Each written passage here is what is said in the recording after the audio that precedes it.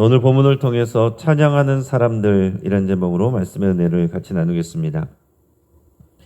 여러분, 우리는 왜 하나님을 찬양합니까?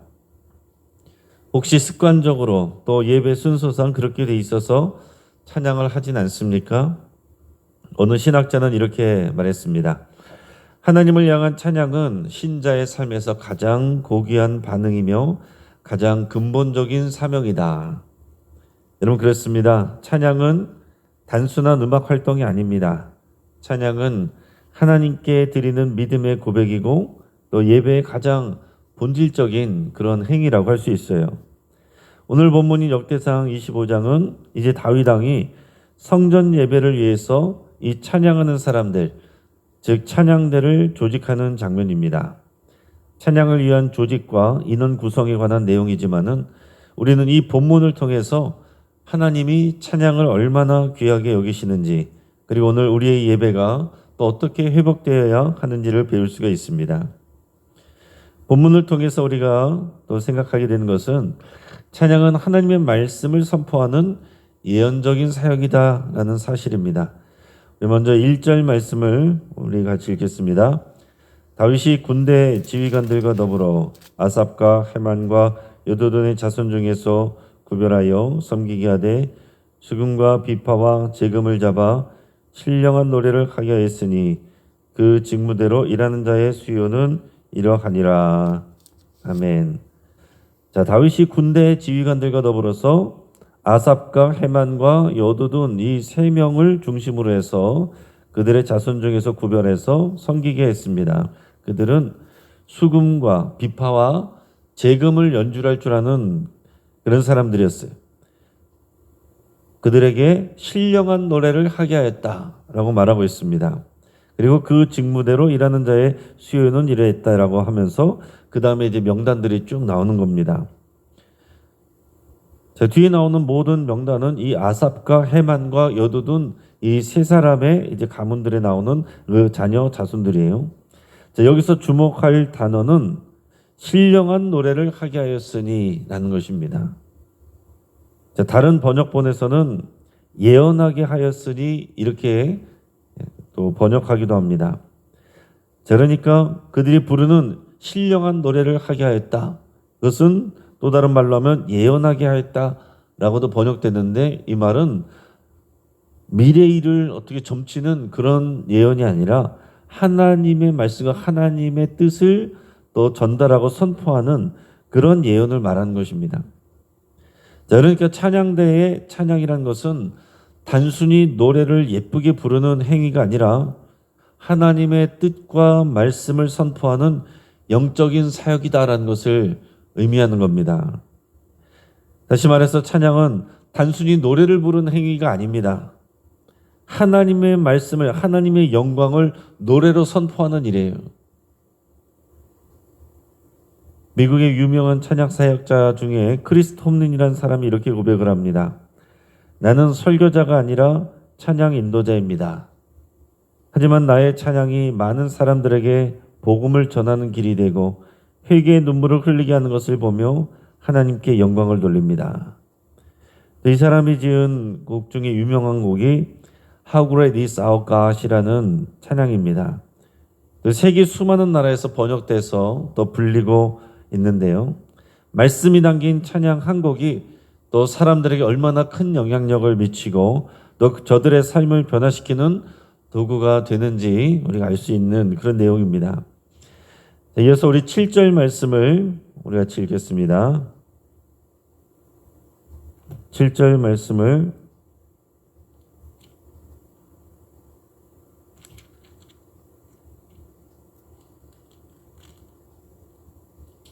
읽겠습니다. 그들과 모든 형제 곧 여호와 찬송하기를 배워 익숙한 자의 수요가 288명이라. 아멘.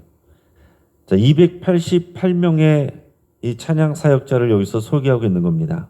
그들은 익숙한 자가 되어서 훈련되어 예배를 섬기는 자들입니다. 그러니까 여러분, 찬양은 단순한 감정 표현하는 게 아닙니다. 자기 즐거움을 위해서 하는 게 아니라 이 찬양대는 하나님의 말씀을 음악이라는 통로로 선포하는 중요한 사역이고, 여기 나오는 사람들은 이 일을 위해서 특별히 훈련된, 이 찬양하는 일에 또 연주하는 일에 아주 익숙하게 훈련되어 있는 그런 사람들로 구성이 되었다 하는 것입니다. 오늘 본문을 통해서 우리가 또 생각하는 것은 이 찬양은 가문과 세대를 이어가는 신앙 전수의 도구이기도 하다라는 것입니다. 오늘 8절 이하에 보면 찬양을 담당하는 24개의 반열이 등장합니다. 그러니까 288명을 24개 그룹으로 이렇게 나눴어요. 흥미로운 점은 이 찬양하는 사람들이 대부분 가문의 단위로 또 섬기고 있다라는 겁니다. 그래서 앞에서 말했던 이 아삽, 여두둔, 헤만 이 세 명의 또 자녀들이 아삽의 아들들, 여두둔의 아들들, 헤만의 자손들의 명단이 이렇게 나옵니다. 자, 이들은 그냥 음악가의 자녀들이 아니라 신앙의 유산을 이어받은 자들입니다. 그러니까 다윗은 찬양을 사적인 재능의 발휘가 아니라 공적인 사역, 곧 거룩한 직분으로 여겼습니다. 그리고 이 찬양을 맡은 이 가문들, 이 가정들을 여러분 한번 생각해 보시기 바랍니다. 오늘 본문에 보면 아버지의 지휘를 따라 자녀들이 함께 연주하고 찬양하여서 그 제사를 섬기고 예배를 섬기는 그런 내용들이 나옵니다. 얼마나 영광스러운 일이고 또 아름다운 모습이에요. 아버지의 지휘를 따라 자녀들이 함께 연주하고 찬양하는 모습, 그 가정과 그 가문은 전문적으로 하나님을 찬양하고 예배하는 그 일을 담당하는 그런 가정이 되고 그런 가문이 되는 것입니다. 이 찬양을 통해서 또한 이 찬양을 하기 위해서 신앙을 함께 공유하고 신앙을 전수하고 그 신앙을 함께 고백하고 함께 사역하는 그 모습, 얼마나 아름다운 모습입니까? 미국 조지아주의 한 작은 교회에서 30년 동안 찬양대를 지휘했던 한 어머니가 있었는데요. 그녀는 매주 아이들을 데리고 교회에 와서 찬양 연습을 했고 또 아이들은 늘 지켜보면서 자랐습니다. 그 아이들 중에 한 명은 나중에 유명한 복음 사역자가 됐고요. 다른 자녀는 음악 선교사가 됐습니다. 그 어머니가 나중에 이렇게 간증을 했어요. 나는 자녀에게 찬양을 가르친 적이 없습니다. 하지만 내가 드린 찬양이 곧 그 아이들의 신앙 교육이 되었습니다. 그 어머니는 일부러 음악을 교육한다기보다는 자신이 하나님을 기뻐하며 예배하며 찬양하는 모습을 자녀들에게 늘 보여준 거예요. 자녀들은 찬양하고 예배하는 어머니의 모습을 보면서 신앙생활이란 저런 것이구나, 하나님을 사랑하는 것은 저런 것이구나 자연스럽게 배웠단 말이에요. 네가 복음 사역자가 되라, 음악 선교사가 되라 말하지 않아도 믿음이 들어가니까 그 자녀들이 하나님 앞에서 귀한 사역자들이 되었다 하는 얘기입니다. 여러분, 찬양은 다음 세대에게 믿음을 전수하는 가장 아름다운 도구입니다. 오늘 우리가 드리는 찬양이 또 자녀들의 가슴에 하나님을 새기는 또 통로가 될 수 있기를 또 소망하고 축복합니다. 우리가 이번 주까지 주주클럽 가정 예배를 또 하는데요. 우리가 이것을 학기별로 하는 이유는 원래는 매일 해야 되죠. 늘 우리 가정 예배를 하는 것이 맞는 것이죠. 그러나 여러분들의 또 편의를 위해서 우리가 상하반기로 나눠서 하는데, 여러분 가정이 모여서 가족들이 함께 모여서 찬양하고 말씀 읽고 또 그 말씀을 적용해서 삶을 나누고, 우리 가정 예배라는 그런 시간 아니고서는 언제 그런 시간이 있을 수 있겠습니까? 언제 자녀들에게 그런 신앙적인 말로 대화를 하겠어요? 또 언제 그런 신앙적인 말로 자녀들에게 영향력을 줄 수가 있겠습니까? 이게 어릴 때부터 돼야 되는 거예요. 머리가 커서는 같이 모이기도 어렵습니다. 아이들이 어릴 때부터 정말 이 예배하는 모습을 자연스럽게 보여주고 말씀으로 자기 삶을 적용하고 나누는 것을 보여주는 것이지, 어느 순간 따로 시간을 잡아가지고 교육하고 해서 되는 일이 아닙니다. 삶을 통해서 교육하는 것이고, 교육을 위해서 교육하는 게 아니에요. 나의 신앙이 저들에게 자연스럽게 교육이 되고 거울이 되는 거지요. 그러니까 우리는 삶을 통해서만 온전한 교육이 이루어지게 되는 것입니다.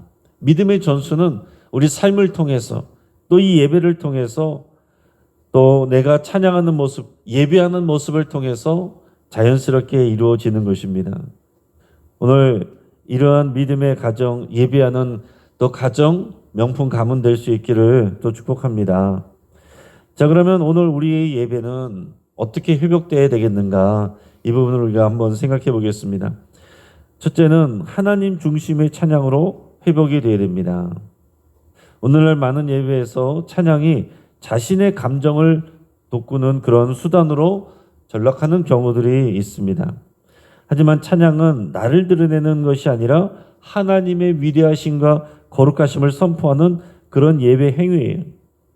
가사의 중심이 복음이어야 되고 그 목적이 하나님의 영광이어야 됩니다. 굳이 구별해서 말한다면 찬양이란 것은 하나님을 찬양하는 거예요.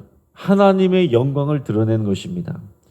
근데 보통 우리의 고백이나 나눔에 관한 것들은 우리가 이제 복음성가라는 그런 표현들을 하는 것이죠. 우리 찬송가에 있다라고 해서 다 찬양의 내용들이 아닙니다. 대부분 많은 경우에 복음성가들이 찬송가로 들어와 있어요. 찬송가에 있으면 찬양이 되는 것이고 또 요즘 만들어지면 또 가스펠이 되고 그런 게 아니라 그 가사와 그 내용이 중요한 것입니다.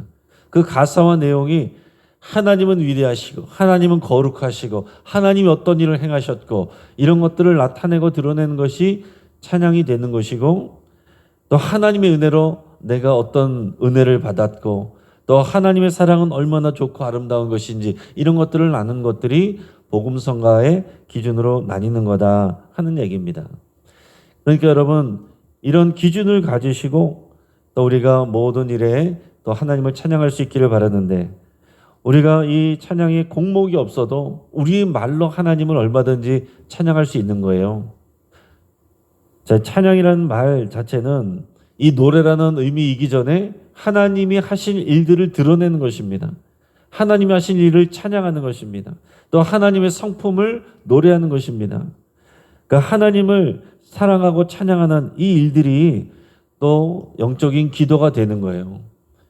그러니까 여러분 어떤 분들은 예배 나와서 찬양할 때 딴짓하다가 또 예배 때 얼른 은혜 받고 기도할 때 내 할 얘기만 이렇게 쏟아내는 내 필요한 것들만 쏟아내는 그런 분들이 있는데요. 이 원리를 몰라서 그러는 거예요. 하나님을 찬양하는 게 가장 능력 있는 기도입니다. 하나님을 찬양하고 하나님께 내 사랑을 고백할 때 여러분 이미 그 하나님과의 관계가 회복되면서 하나님이 우리를 향한 하나님의 뜻이 우리에게 부어지는 거예요. 하나님과의 관계가 회복되지 않고 어긋나 있고 삐뚤어져 있는데 그러고 나서 내가 하나님께 필요한 것들만 나의 열심으로 기도하는 것 그건 참 어리석은 일이에요. 물론 그것을 통해서도 하나님께서 긍휼히 여기시고 응답하실 수 있지만 하나님과 우리와의 관계는 인격적인 관계입니다. 우리 사랑하는 가족들이나 또 자녀들이 우리 이야기는 부모의 이야기는 들어보려고도 하지도 않고 부모의 마음에 무엇인지도 헤아리려고도 하지도 않고 그냥 무조건 자기 필요한 것만 이거 필요하고 저거 필요하고 말할 때에 그 부모의 마음은 어떻겠습니까? 자녀들이 어릴 때는 그렇게 해도 갓난아일 때는 아이 어릴 때는 울기만 해도 다 해줍니다. 그러나 그 자녀가 자라고 그 자녀가 성숙하기를 원할 때는 부모가 때로는 거절하기도 하는 거죠. 그러니까 우리의 기도가 거절될 때 또 지연될 때 하나님의 능력이 없어서가 아니라 하나님의 사랑이 부족해서가 아닙니다. 하나님이 우리와 올바른 관계 안에 우리가 자라가기를 원하시기 때문에 그런 것입니다. 그러니까 우리가 하나님과의 올바른 관계에서는 가장 우선적인 일이 뭐냐면 하나님을 찬양하는 그 자리와 관계에서 하나님을 대하는 거예요. 그렇기 때문에 우리가 하나님 앞에 나올 때 찬양이 앞서야 돼요. 감사가 앞서야 됩니다. 사랑의 고백이 앞서야 되는 거예요. 그러니까 특별히 성경에 나와 있는 이 시편의 말씀들, 그 노래들, 또 하나님을 칭찬하고 하나님이 하신 일들을 노래하는 그런 구절들을 여러분께서 보시면서 또 마음으로 읽기만 해도 또 하나님을 향한 그런 고백이 찬양이 되는 것입니다. 노래 못해도 상관이 없어요. 나의 고백으로, 나의 기도로 하나님을 얼마든지 찬양할 수 있는 겁니다.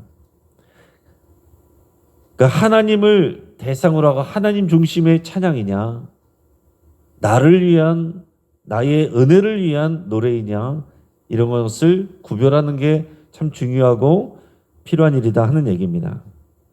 자, 두 번째로 찬양대는 단지 음악가가 아니라 예배의 제사장입니다. 역대상 24장에서 제사장 반열이 24개로 조직된 것처럼 그 다음에 25장에서는 또 찬양하는 사람들이 같은 방식으로 24반열로 조직이 됐습니다. 이것은 하나님께서 찬양 사역을 제사장 사역만큼 중요하게 여기신다는 그런 의미입니다. 오늘의 찬양대도 예배를 인도하는 영적 지도자라는 소명의식을 가져야 됩니다. 찬양대 발표하는 그 시간만 일을 하는 게 아니에요. 예배 전부터 예배 끝날 때까지 찬양대는 예배의 리더로 서는 것입니다. 그러니까 찬양대의 자세, 찬양대의 표정, 예배를 드리는 모습, 그 모든 것이 예배를 리드하는 역할을 감당하는 거예요. 그러니까 예배 전체에 대한 이런 사명의식 없이 그냥 노래만 신경 쓰고 또 얼마나 잘 부를 것인가, 얼마나 돋보일 것인가 이런 것만 신경을 쓴다면 온전한 찬양대가 될 수 없고 온전한 예배의 제사장이 될 수가 없겠죠. 물론 찬양대가 아니라 우리도 마찬가지입니다. 우리도 하나님을 예배하는, 또 예배할 때에 그런 제사장적인 사역을 감당하는 것을 여러분께서 기억하실 수 있기를 바랍니다. 그래서 이 찬양을 통해서 하나님의 말씀을 선포하는 거라고 그랬어요.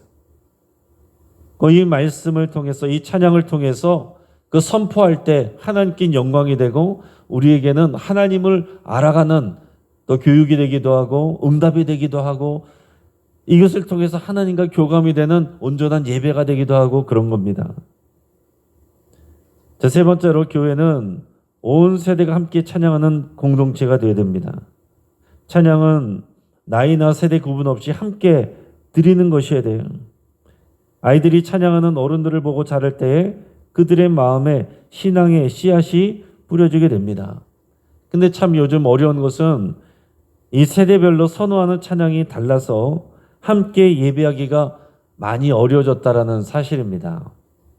물론 이 세대별로 또 많이 또 찬양도 만들어지고 또 불려지고 그래서 많은 영향력을 미치려고 하는 것은 좋은 것입니다. 그런데 너무 나눠져서 하다 보니까 함께 모여서 부를 찬양이 별로 없는 거예요. 젊은 세대들은 찬송가를 잘 모르고 장년 세대들은 요즘 나오는 찬양을 모릅니다. 그러니까 함께 모여서 예배하는 것이 점점 불편해지는 거예요.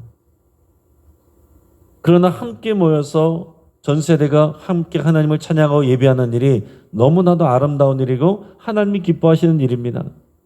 오늘 이 아버지의 지휘에 맞춰서 이 자녀들이 함께 찬양을 하고 연주하는 이런 모습들을 여러분께서 마음속에 새기시고 여러분들의 자녀들과 여러분들의 또 자손들이 함께 모여서 함께 하나님을 찬양하며 하나님께 영광 돌리는 모습을 마음에 여러분 그려보실 수 있게 바랍니다. 우리가 가정 예배를 통해서 그거 하는 거잖아요. 함께 모여서 함께 찬양하고 또 그래서 그 일을 위해서 또 함께 부를 수 있는 찬양을 2곡 정도는 넣어드립니다.